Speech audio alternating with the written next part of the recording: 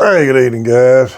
Take two. We're going to try this again because I forgot to put my mic on, and the audio in this room is definitely weird without the microphone. Guys, we had a mailbag question sent in to me this week. Essential tools for your ham shack. We're going to talk a little bit about what I call essential and nice to have tools for your ham shack. The nice to have stuff could come under shack enhancements down the road. The further you get into this hobby, the more you're going to want to add things to your shack, things like that. So where's old ham radio cat at? Come here, Indy. Come here, Indy. Everybody wants to see you. You don't get up here like you used to because you don't like this new shack. Well, Happy New Year from Ham Radio Cat and me. So let's get over and look at my work side of this. Let me turn this radio off so we don't get interfered with that again. All right, I'm going to stop this just a second. Guys, this is the outer corner of my shack that I'm planning on doing my work on.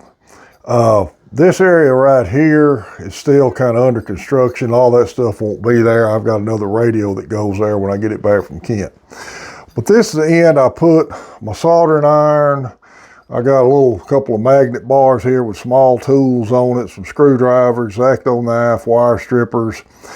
The hemostats were really good for soldering to help hold stuff. In fact, I used to use them at the plant. I took them to work with me and used them at the plant when I was having to prepare instrument panels.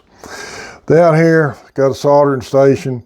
Guys, you don't need that fancy a soldering station. MTC's got some really good buys on soldering stations up there, and you can get by with a simple, cheap pencil iron.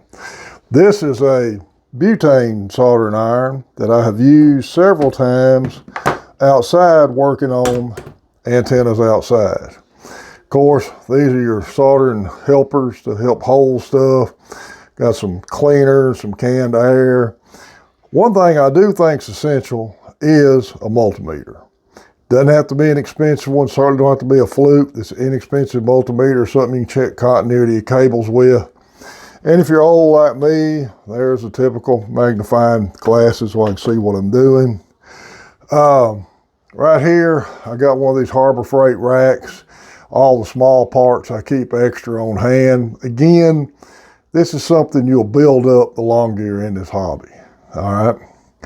This is the second take of this, so I've remembered what these are called. Now here's some nice to have items. Anderson power poles.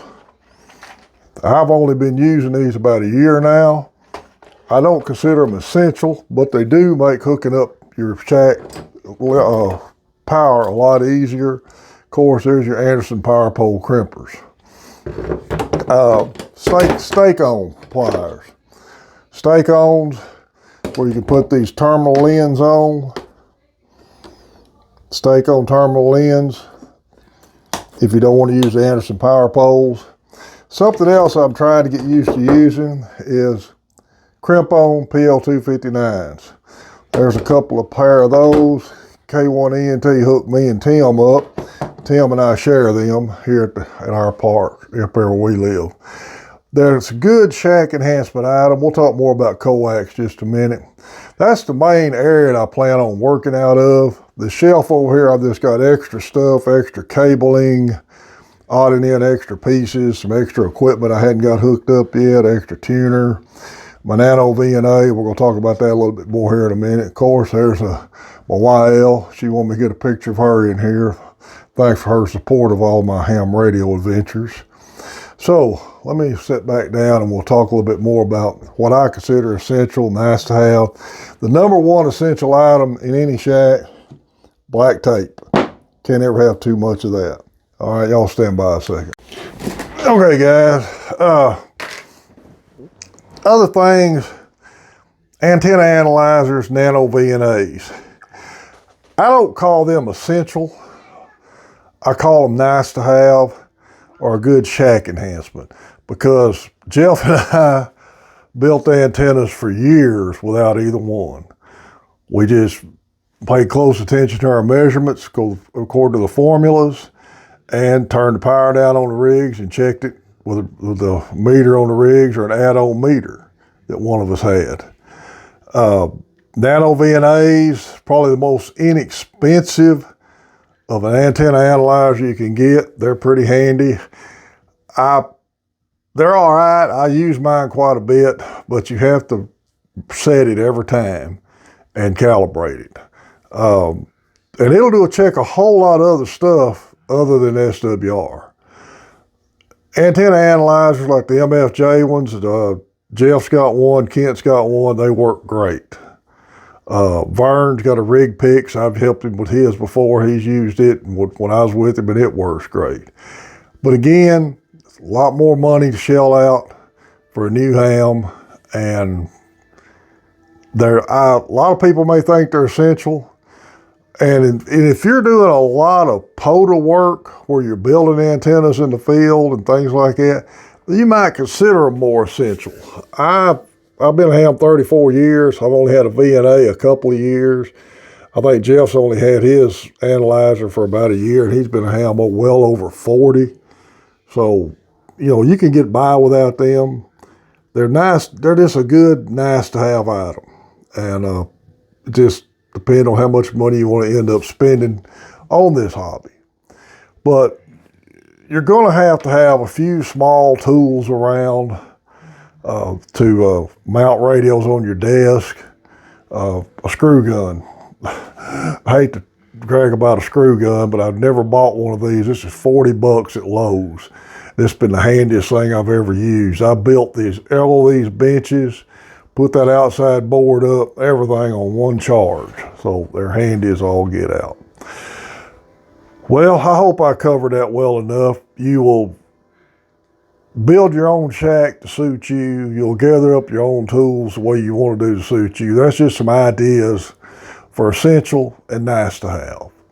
Guys, appreciate everybody subscribed to the channel. We're at 1777 and plan to do some kind of giveaway about 2,000 subscribers.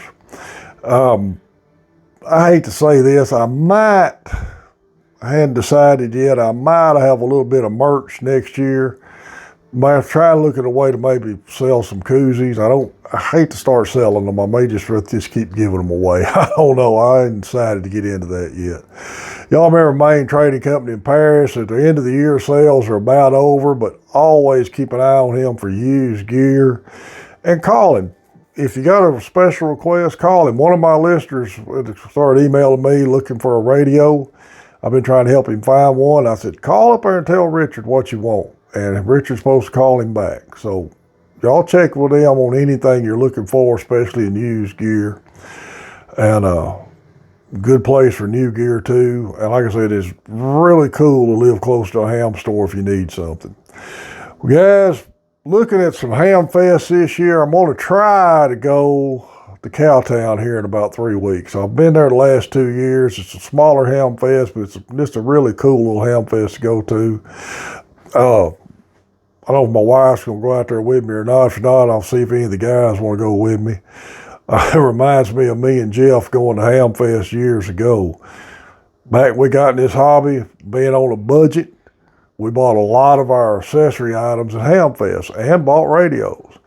But if you wanted to buy anything used or get the good junk, as we called it, you had to be at the Ham Fest when it opened. And Hamcom used to be in Arlington, Texas, and the used side of it opened at 7 a.m.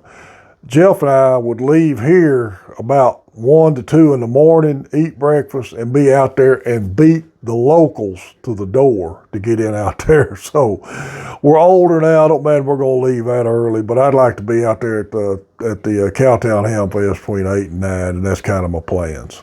Guys, hope y'all have a happy new year. I appreciate all the support from listening to me and old Ham Radio Cat. It's KB5 MIQ Big Boy 73.